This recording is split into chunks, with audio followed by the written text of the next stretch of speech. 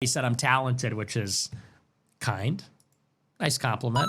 Noah W. sent $10. Off topic, but does anyone else think they're slightly superior to the vaxxed? Shot was literally created in 8 months. Only 2 categories: pussies who cave to pressure or idiots with zero instinct. Facts. I discount the opinion of anyone vaxxed, let alone their political takes. Facts. Warp Speed altered my view on Trump forever. Facts. Absolutely. If someone is vaxxed, automatically second-class citizen. If you actually went to the doctor and rolled up your sleeve, dude, imagine...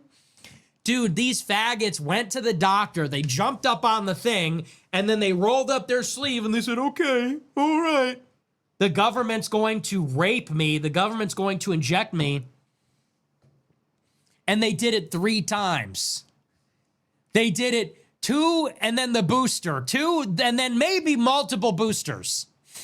And if you did that, you're either a sucker or a coward, but you are not a ride or die. That was not fuck it, we ball energy. That was Matrix. That was blue pill. That was cuck. And I'm using that in the negative sense here, not the positive sense like the album. That was some bitch nigga shit. Real niggas make good times. Good times create bitch niggas. Bitch niggas create bad times. Bad times create real niggas. And that was one of those instances where the bitch were creating the bad times. Bitch created bad times because they just took it. You know, everybody was talking tough about, oh, if the government went tyrannical, I'd get my guns. You're going to roll up your sleeve, and you're going to make some excuse and say, well, I got to keep my job, guys. I got to go to school. Oh, I want to go out to a concert. Like, you have all these LARPers. Oh, if the government ever went tyrannical over my dead body, oh, come and take it. Oh, I can't go to Pizza Hut. Oh, you won't let me go back to college. All right, don't just make it quick. Yeah, pathetic. Pathetic.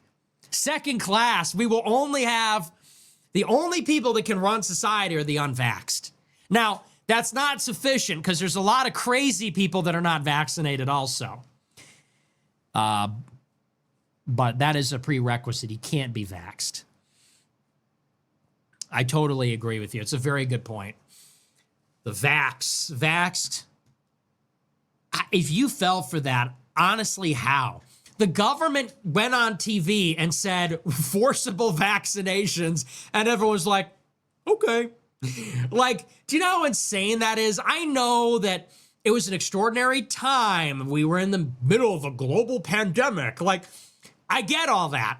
But the government came on TV. This is not a movie. The government came on TV and said, we are starting our forced vaccinations today.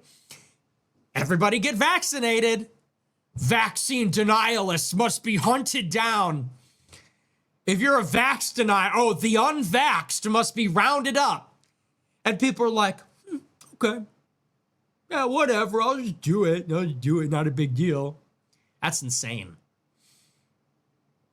You used to think that was like a conspiracy theory. People called Alex Jones crazy for 20 years because he talked about stuff like that. Then it happened.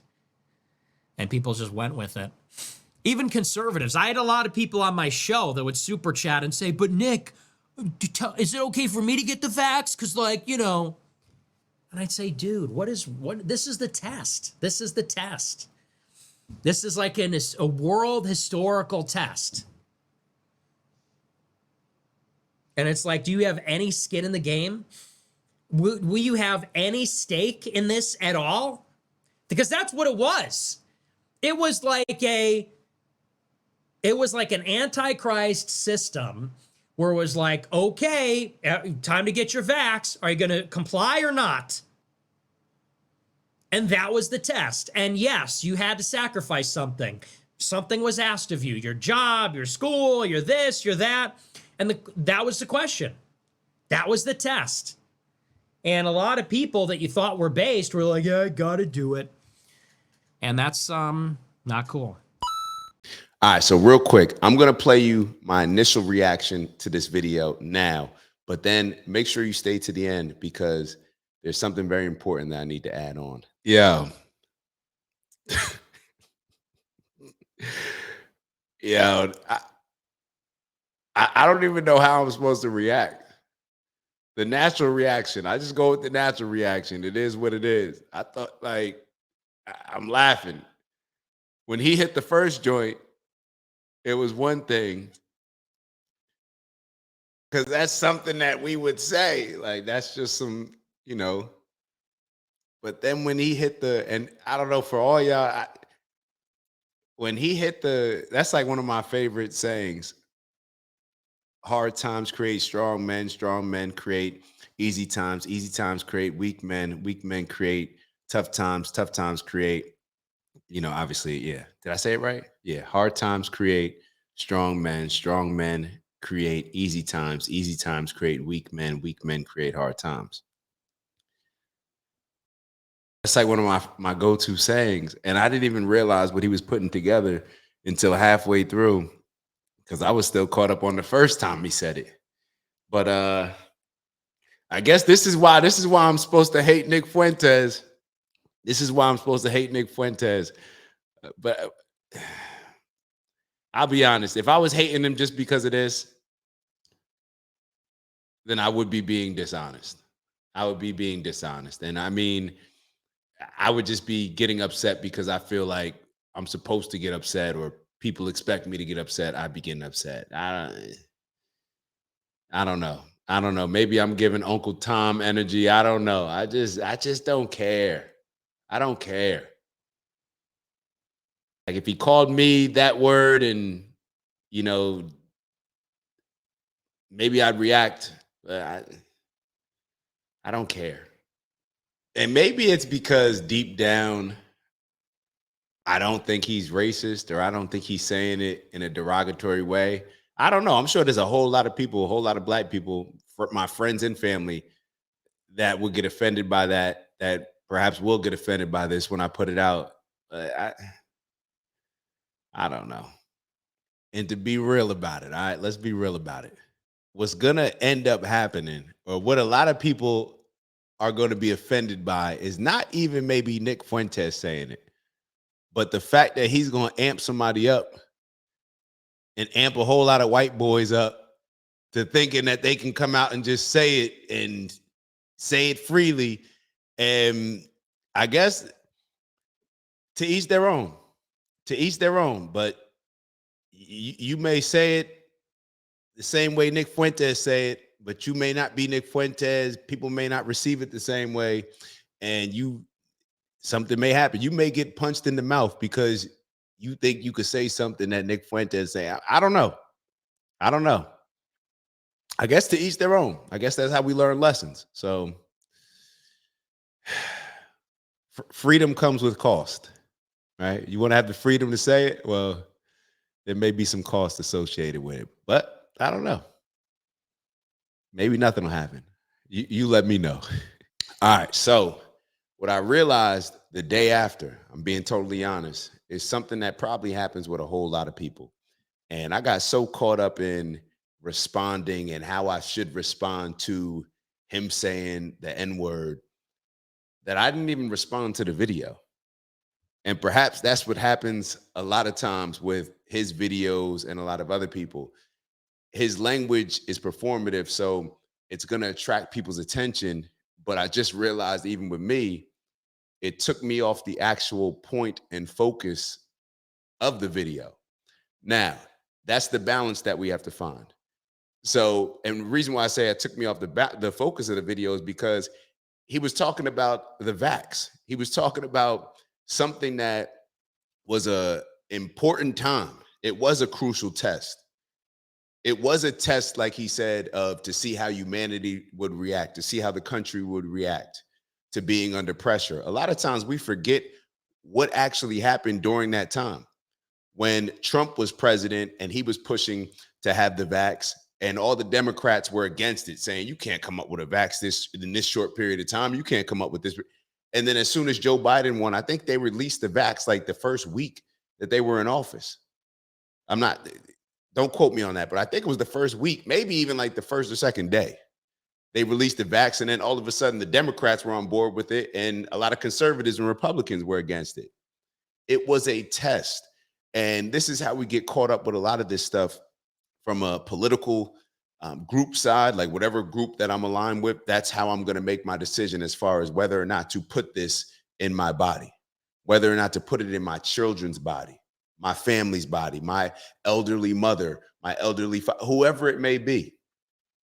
When we go back to that time, and maybe there hasn't been enough time focused on what really happened during that period and how people were, in my mind, manipulated and pressured into taking something that I thought was just like a lot of these other things. Big Pharma just trying to create a problem to sell their product.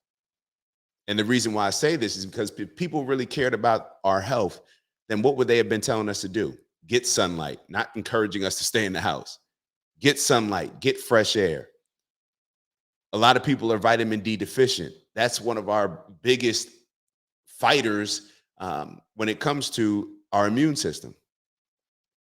A lot of people, they didn't tell us to make sure that you're getting exercise, sweating, detoxing your body, all these different things. They did not push any of these things. They did not say, hey, we're releasing some stronger vitamin C pills. You know, they didn't do any of that.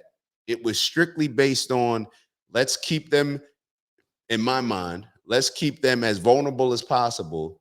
So therefore people will get sick or whatever, have these symptoms. Let's not encourage them to do all the natural things that they can do before anything that the government releases or Big Pharma releases comes out.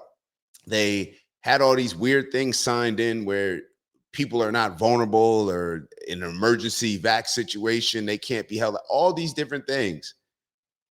And people just got scared to death, literally, into taking it, rationalizing it, just like Nick said, with, oh, I got to go to work, so I got to. There were plenty of people that I worked with, that I saw, especially when it comes to New York City, a lot of city employees that had to get their back pay.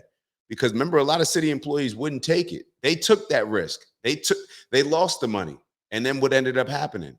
There was a lawsuit to where the city was forced to pay them back. These are the things that we have to we can't just be controlled our entire lives like sheep and get scared into taking different things.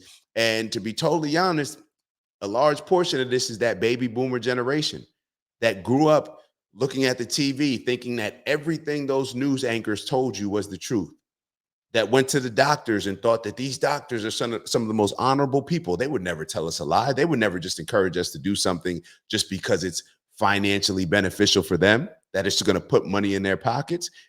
The baby boomer generation did not look at things like that. They held people who looked like professionals, who were supposed to be professionals, in the highest regards. So they took everything that they said, everything, they held on to every single word. And that's a salesperson's dream. They had them hooked. And you could tell with this shot that came out, they had a lot of people hooked. So regardless of how you feel about it, whether you felt it was a good thing, bad thing, let's study a little bit more the manipulation, the sales tactics that went into play. And let's study also the mindset of certain people who went from, just based on a political party and where their political party stood, I'm never taking this, it's too short, to, oh yeah, I got to take it. We got to take it. Matter of fact, we're going to villainize people who don't take it. Y'all remember all those news outlets that were pretty much trying to create this narrative that people that didn't want to take the vax were selfish, they're killing people, all these different things that they were saying. They were trying to make it seem like these are the most evil people in the world.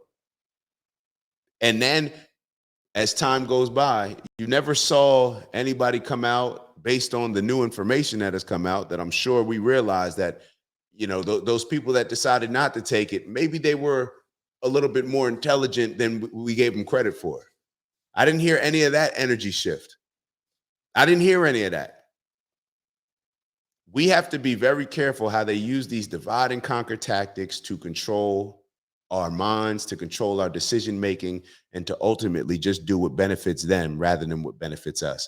So once again, I had to share that because the next day I'm editing this video, literally about to put it on YouTube. And I'm realizing, like, bro, you just got caught up. You just got caught up in feeling like you had to respond to something that Nick Fuentes said in the video, that you had to respond to the N-word because that's how people are going to be judging it. Yo, forget all that. Let's stay focused on the message. Keep the main thing the main thing. And to each their own. You may still get offended, or maybe this is the balance that Nick Fuentes should bring about depending on his goal. If he really wants to impact the masses and the masses that may get offended by some of the things that he's saying, I don't know. But that's that balance. It's a gift and a curse. You're going to bring a whole lot of attention to where people wouldn't have paid attention to, right? But then you also may get them focused on the wrong things and miss the actual message. But like I said earlier, to each their own. I'll see y'all in the next video.